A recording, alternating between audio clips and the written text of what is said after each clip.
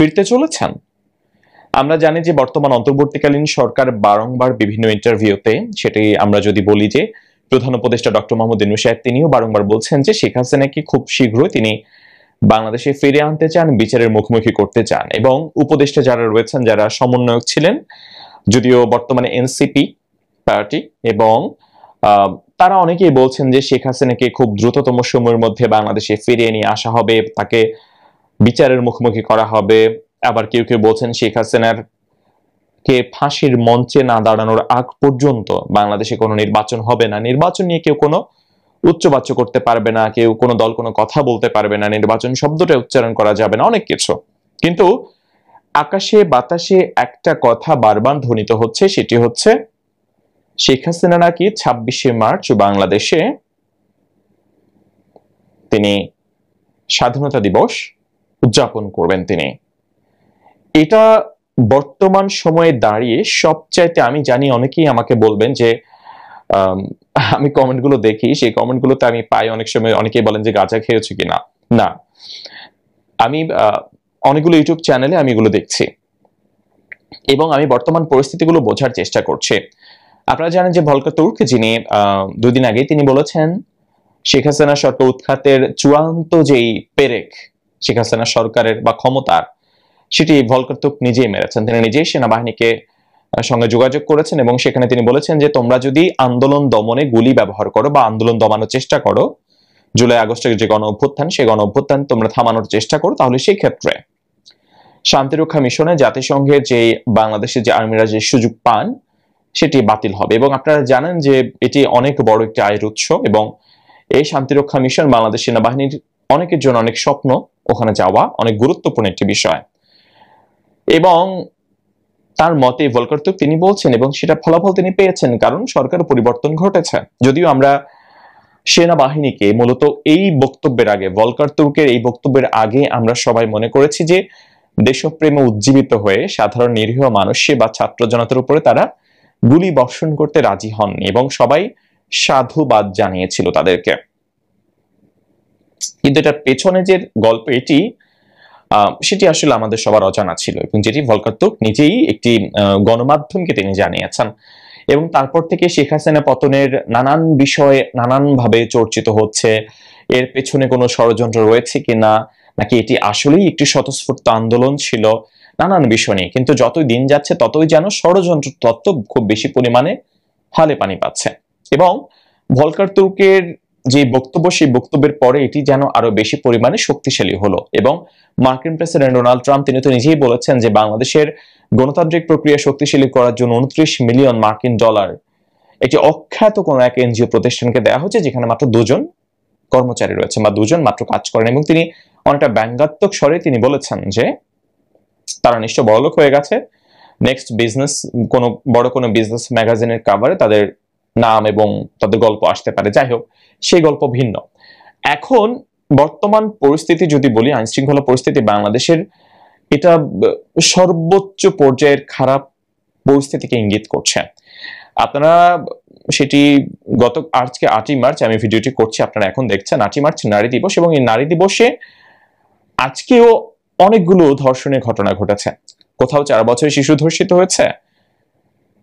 মানে এটা এমন ভাবে বেড়েছে বা বাড়ছে যেটা প্রতিনিয়তই প্রতিদিনই আমরা হয় ছিনতাইয়ের খবর পাচ্ছি, না হয় মবের খবর পাচ্ছি, না হলে রেপের খবর পাচ্ছি। মনে হচ্ছে যেন এই বিষয়গুলো একেবারেই স্বাভাবিক হয়ে যাচ্ছে ডে বাই ডে। এবং এগুলোর বিরুদ্ধে আমরা যে শক্ত কোনো প্রতিরোধ সরকারের দিক থেকে দেখতে পাচ্ছি, সেটা হতে পারে ভোকাল কোনো প্রতিরোধ, সেটাও আমরা খুব একটা পাচ্ছি না, বা সেটি আমরা আইন শৃঙ্খলা বাহিনীর দিক থেকেও আমরা খুব একটা বেশি দেখতে পাচ্ছি না যে হারে ঘটছে। উল্টো আমরা দেখতে পাচ্ছি যে ঢাকা ইউনিভার্সিটিতে ওড়না পরার নানান ঘটনা, এগুলো আপনারা জানেন, এগুলো আমি বলে আসলে ভিডিওটা লম্বা করতে চাই না। এই ঘটনাগুলোতে আমরা দেখতে পাচ্ছি বরং তৌহিদি জনতার একটা মব, একটা গ্রুপ, তারা থানায় যায়, সেখানে গিয়ে তারা আসলেই মনে হচ্ছে যেন আইন আসলে এখন মামার হাতের মোয়া হয়ে গেছে। মানে আমার নিজের একটা জিনিস করতে ইচ্ছে করছে, আমি আইনের তোয়াক্কা করছি না। বা একটা দেশে আইন কখন মানুষ নিজের হাতে তুলে নেয়, কখন নেয় আইন নিজের হাতে? যখন দেখে যে দেশের প্রচলিত আইনি ব্যবস্থার উপরে মানুষের ভরসা উঠে গেছে। সেই এইসব ক্ষেত্রে দুইটা পক্ষর নানান ধরনের ঘটনা ঘটে। একটা পক্ষ হতে পারে যারা আদতে নির্যাতিত, তারা আইনের সাহায্য না পেয়ে তারা নিজেরা আইন নিজের হাতে তুলে নেয়। এটা একটা বিষয় যেটার হয়তো বা একটা মোরাল সাপোর্ট সমাজের একটা অংশ দিয়ে থাকে যে হ্যাঁ, তারা হয়তো বা আইনের কাছে গিয়ে আশ্রয় পায়নি, সে কারণেই তারা আইন নিজের হাতে তুলে নিয়েছে। এক্ষেত্রে এই সুযোগটা আসলে অপরাধী একটা পক্ষ আছে তারা ব্যবহার করে, তারা নিজেরাই আইন নিজের হাতে তুলে নেয় অপরাধী কর্মকাণ্ড, অপরাধমূলক কর্মকাণ্ড সম্পাদন করার জন্য, এবং সেই ক্ষেত্রে দেশটা পুরো বিশৃঙ্খল হয়ে ওঠে। এবং বর্তমান বাংলাদেশে মূলত আসলে সেকেন্ড পার্ট যেটা আমি বলছিলাম সেটাই চলছে। অপরাধী যারা রয়েছে তারা কেউ কেউ আইন নিজের হাতে তুলে নিচ্ছেন, তাদের মনে হচ্ছে যে কোথাও আওয়ামী লীগের লোকজন রয়েছে, তাদের আওয়ামী লীগের লোকের বাসায় হয়তো বা তার ডিভোর্স হয়েছে 2 যুগ আগে, তার বাসায় গিয়ে লুটপাট চালানো যায় এবং সেটা আইন শৃঙ্খলা রক্ষা বাহিনীর চোখের সামনে। এবং এই লুটপাট মানে আপনারা ভাবতে পারেন বাংলাদেশের গণমাধ্যম এই ধরনের ঘটনা তারা লাইভ সম্প্রচার করছে, তারপরেও সেখানে কোনো আমরা আইন শৃঙ্খলা বাহিনীর কঠোর কোনো অ্যাকশন আমরা দেখতে পাই না। কেন পাই না সেটা আমি জানি না। মানে লুটপাট চালানো হচ্ছে, গণমাধ্যম লাইভ করছে, লুটেরারা বলছে যে আমরা আমাদের কাজ করছি, আপনারা আপনাদের কাজ করেন। মানে কতটুকু কনফিডেন্ট তাদের যে আমরা কোনো অন্যায় করলেও আমরা আসলে আইনের হাতে বন্দী হব না, বা বন্দী হলেও আমাদের আরো একটা নিশ্চয়ই বি টিম রয়েছে যে টিম থানায় যে যাবে গিয়ে আমাদেরকে মুক্ত করে নিয়ে আসবে। মানে অপরাধীদের জন্য কি এটা স্বর্গরাজ্য হয়ে উঠছে বাংলাদেশ? 24-এর গণ অভ্যুত্থান একটি নতুন বাংলাদেশের স্বপ্ন দেখিয়ে সামনে এসেছিল, সেখানে নিশ্চয়ই অপরাধীদের এভাবে তারা স্বাধীন হয়ে যাবে। তারা মনে চাইলো 100 জন, ধরুন আপনিও আমার ভিডিও যিনি দেখছেন, আপনারাও চাইলে এখন 100 জন একত্রিত হয়ে টার্গেট করবেন যে আপনাদের এলাকায় শিল্পপতি কে রয়েছে, আপনাদের এলাকায় বড় লোক কে রয়েছে, তার বাড়িঘর আপনারা আক্রমণ করে ফেলবেন, বলবেন যে এখানে আওয়ামী লীগের লোকজন ছিল, বা আওয়ামী লীগের কোন এক মন্ত্রীর শালকের ভাগনার মামতো বোনের জামাইয়ের বাসা এটা, এখানে আপনারা লুটপাট করে টাকা পয়সা নিয়ে চলে আসেন। মানে হয়ে যাবে যে মব লুটপাট করেছে। এবং ব্যাপারটা অনেকটা এরকম ঘটছে। এটা যদি থামানো না যায় তাহলে বাংলাদেশের এই যে অবস্থা এটি কোথায় গিয়ে পৌঁছাবে সেটা আসলেই বলা যাচ্ছে না। এমন পরিস্থিতিতে সাধারণ মানুষ নিশ্চয়ই নিষ্কৃতি চাইছে। সরকারের দিক থেকে যে অ্যাক্টিং যে গভর্নমেন্ট রয়েছে বর্তমান বাংলাদেশে, তাদের দিক থেকেও শক্ত কোনো পদক্ষেপ তারা এক্সপেক্ট করছে। সেটা যদি তারা না পায় তখন কি হবে? সাধারণ মানুষকে আবার রাস্তায় নামবে? তাদের কি আবারও পুনরায় নিজেদের বুকের রক্ত ঝরিয়ে তাদের স্বপ্ন বাস্তবায়নের জন্য দাম চুকাতে হবে? তারা কি আদৌ ফিল করছে তারা আগেই ভালো ছিল? কারণ এর মধ্যে আমরা অনেক ফেসবুক সেলিব্রিটিকে দেখতে পাচ্ছি যারা স্ট্যাটাস দিচ্ছেন, অনেকেই 1.5 মাস আগে 2 মাস আগে স্ট্যাটাস দিয়েছিলেন আগেই ভালো ছিলাম, 1.5 মাস 2 মাস পরে এখন অনেকেই ডিরেক্টলি এখন লেখার চেষ্টা করছেন বা লিখছেন। অনেকেই কেউ লিখেছেন, আমি দেখেছি ফেসবুকে, ব্রিং ব্যাক শেখ হাসিনা, এমন স্ট্যাটাস আমি দেখতে পাচ্ছি।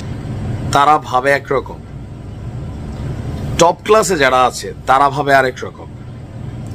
মূল পলিটিক্সটা কন্ট্রোল হয় টপ ক্লাস থেকে। লোয়ার ক্লাসের তারা বিএনপির সময় তারা জেল খাটবে, তারা জীবন দিবে, ফেসবুকে স্ট্যাটাস দিবে, ডিজিটাল নিরাপত্তা নিয়ে মামলা খাবে, এলাকায় এদের বাড়িঘরে হামলা হবে, ভাঙচুর হবে। আর আপার ক্লাসে যে নেতারা আছে দীর্ঘদিন দেশের বাইরে ছিল অনেকেই, এখন সব প্লেনে ভৈরা বড় বাপের পোলাই খায় মতো ঠোঙ্গা বইরা সব দেশে ঢুকবে। অলরেডি ঢুকা শুরু হয়েছে। এতদিন রাজপথে বিএনপি যে সকল নেতাকর্মীরা মাইর খেয়েছে, জেল খাটছে, দৌড়াইছে, যাও তুমি যাও সাইডে যাও, নতুন কমেডি তৈরি হচ্ছে, তাই না? বিএনপি মারামারি হচ্ছে। আবার এখন আওয়ামী লীগের মধ্যে দেখেন সব আপার ক্লাস, সব লুটেরারা দেশ ছেড়ে পালাইছে, দেশে আত্মগোপনে আছে। লোয়ার ক্লাস ফেসবুকে অ্যাক্টিভ, মানে একদম জীবন টিবন দিয়ালায় আওয়ামী লীগের জন্য। এরা কিন্তু বেসিক্যালি দল থেকে কোনো কিছু পায় না, ভালোবাসে, এটা একটা আলাদা জিনিস বিএনপির মধ্যে। তবে হালকা টুকটাক এলাকাতে বালুর সিন্ডিকেট চালাবে, সিএনজি স্ট্যান্ড কন্ট্রোল করবে, এরকম। তো বাংলাদেশের পলিটিক্স কখনো লোয়ার ক্লাস কন্ট্রোল করে না, কিন্তু বিপদে পড়লে এই লোয়ার ক্লাসে দিয়াই চেতনার বাণী টানি দিয়া মোটামুটি মাঠে নামানোর চেষ্টা করে। আচ্ছা, এখন আওয়ামী লীগ নির্বাচন করবে নাকি করবে না, আপনি দেখবেন বিএনপির মির্জা ফখরুল ইসলাম তিনি কি বক্তব্য দিচ্ছেন, জনাব তারেক রহমান তিনি কি দিচ্ছেন, জামাতের আমিরকে দেখবেন কি দিচ্ছেন। তারা আপনার মতন চিন্তা করে দেয় না, তারা পলিটিক্স বোঝে, পলিটিশিয়ান, পলিটিক্যালি তারা কথা বলে। কিন্তু আপনি ভাই দম চলে যাব। জাতীয় নাগরিক পার্টির হিসাব আলাদা, কারণ এরা তো ভাই আওয়ামী লীগের চোখে গাদ্দার, কারণ দীর্ঘদিন যাবৎ ছাত্রলীগের মানে কোক সিঙ্গারা সমোসা খাওয়ায় তো এগুলা, তাই না অনেকেই। তো স্বাভাবিক এদের ঘুম আসবে না, এমনিও ঘুম আসে না। বিএনপির এরা বেশি ভয় পায় কেন জানেন? এদের সেন্সে একটা জিনিস ঢুকে রয়েছে যে বিএনপি ক্ষমতায় গেলে আওয়ামী লীগ অনেক দিকেই এখানে মানে পুনরুত্থান ঘটবে, বা সামহাও এরা যেই লেভেলে ক্ষমতায় গেলে শেখ হাসিনা সহ সবাই ফাঁসির ঝুলাই দিবে, বিএনপিটা ঝুলাবে না, এরাও জানে। এই কারণে এদের সেন্সটা আলাদা। আমাদের আলোচনাটা অন্য জায়গায়। কেন এই কথাগুলো বললাম? ডক্টর ইউনূসের মতন মানুষ তিনি বলছেন যে দেখেন আওয়ামী লীগ নির্বাচনে অংশগ্রহণ করবে না কি করবে না তাদের সিদ্ধান্ত, কিন্তু আপনি আমি কি করতেছি? আমরা সাইনটাইন মারি একদম ফাঁসির মঞ্চ কালকে বানাই ফেলতেছি, তাই না? সরকারের প্রধানদের দেখেন, আসিফ নজরুল স্যাররে দেখেন, চুপচাপ নীরবে নিভৃতে বসে রয়েছে, মাশাআল্লাহ শরীর স্বাস্থ্য ভালো হয়েছে।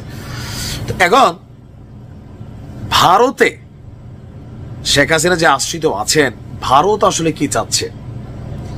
টেকনিক্যালি ভারত চাচ্ছে আওয়ামী লীগ নির্বাচনে অংশগ্রহণ করুক, পাশ করবে না জানে।